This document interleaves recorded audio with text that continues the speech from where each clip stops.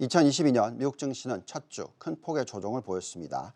경기 민감주가 많이 포진된 다우존스만 하락폭이 크지 않았지만 성장주가 많이 포함이 된 나스닥 같은 경우에는 4.5% 이상의 하락률을 보였습니다. 또한 중소형주 하락률도 제법 큰 2.8%의 하락을 보였습니다.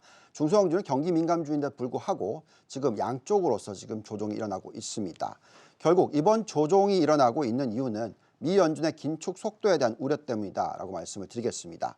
계속 말씀을 드렸지만 긴축을 시작하기 전에 미국 증시는 전반적으로 조정을 보인다라고 얘기를 해드렸고요. 과거 조정폭은 최대 15%에서 20%까지도 나올 수 있었던 그런 예가 여러 번 있었습니다. 지금 양적 축소 우려가 나오고 있기 때문에 조정을 야기하고 있다라고 말씀을 드리겠습니다. 그러면 긴축에 대한 우려가 얼마나 컸는지에 대해서 시장이 예상하고 있는 금리 인상 스케줄을 보면서 말씀을 좀 드려보겠습니다. 지금 시장을 보시면 3월 16일 날 FOMC 미팅이 있을 텐데요. 그때 금리를 올릴 가능성이 이제는 75.9%로 예상이 되고 있습니다. 그만큼 확률이 높아졌습니다. 또한 5월 4일에 들여다보면 그 올릴 가능성은 84.4%까지 증가를 하고 있는 모습을 보여주고 있습니다. 그만큼 긴축의 속도가 빨라지고 있다는 것이 걱정스럽습니다. 따라서 앞으로의 긴축 속도가 빨라질 것을 예상을 하고 있고 여기에 또 추가적으로 시장에 흔들림을 가져왔던 이유는 양적 축소, 바로 미 연준의 대차 대조표의 축소 가능성에 대해서 얘기가 나오고 있고 그 언급이 빨라지고 있기 때문에 시장의 변동성은 계속적으로 지속될 가능성이 있습니다.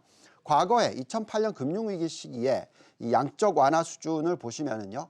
1.35조 달러였었고요. 이번에 코로나19 사태로서의 양적 완화 수준은 4.5조 달러로서 과거 대비해서 3배 이상의 유동성 부여였습니다.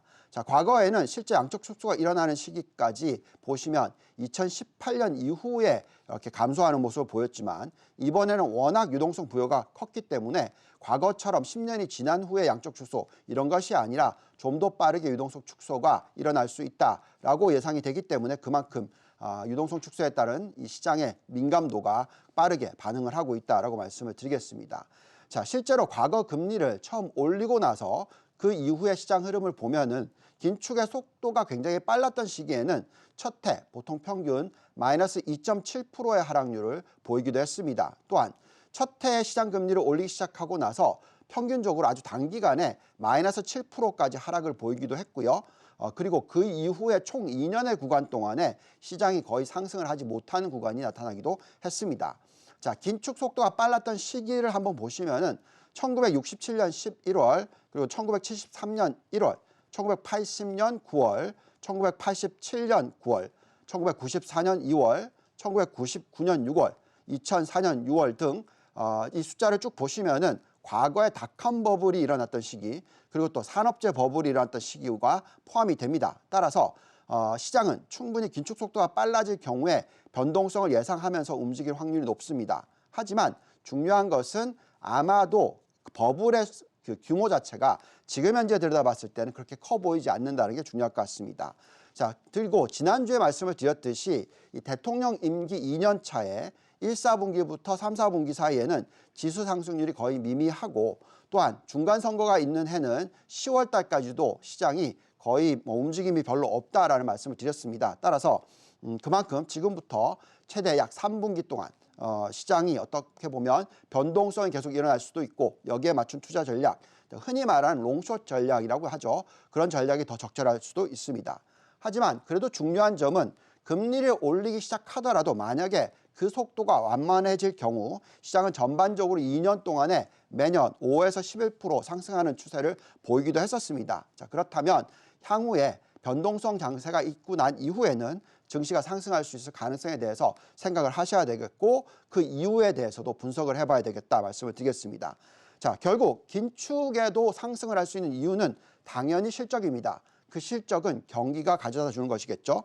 즉 경제가 안정적으로 성장을 한다면 이에 따라서 기업 실적이 좋게 나오게 될 것이고 이에 따라서 미국 증시는 계속 상승할 수 있는 모습이 나올 수가 있습니다. 미국의 비농업 이 신규 고용자 수를 한번 보겠습니다.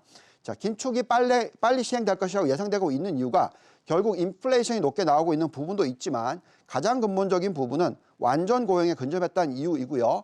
지금 이 고용자 수가 예상치보다 낮게 나오고는 있습니다.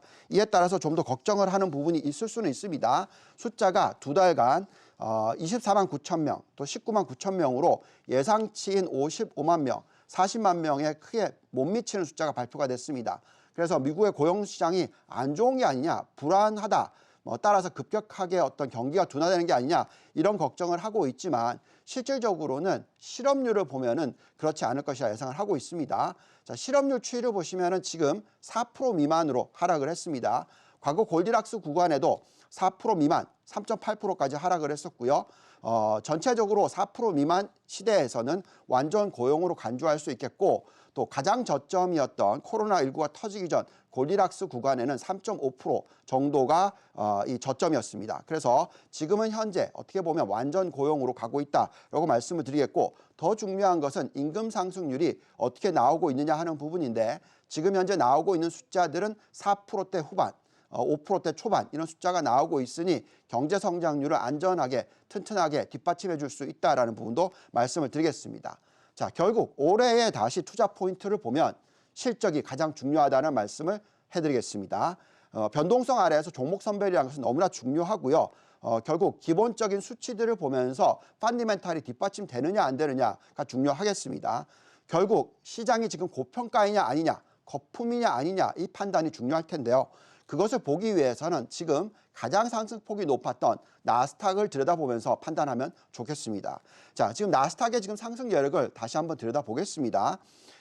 지금 저희가 돌려보는 이 잔존가치 모델상의 나스닥 최악의 시나리오로 본다면 금리가 2.5%까지 상승을 하고 또 이 리스크 프리미엄이라고 합니다.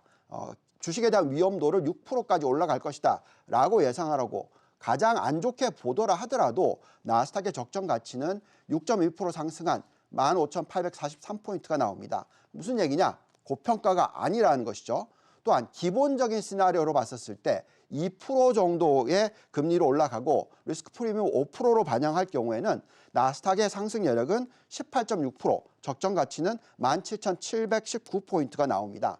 역시나 지금 보시면 결국은 펀더멘탈이 뒷받침되고 있는 미국 증시의 조정인 것이죠. 즉 금리가 상승을 한다 하더라도 펀더멘탈이 뒷받침된다면 그것은 조정시 투자 기회가 된다고 말씀을 드리겠습니다. 지금까지 유동원의 성공투자였습니다.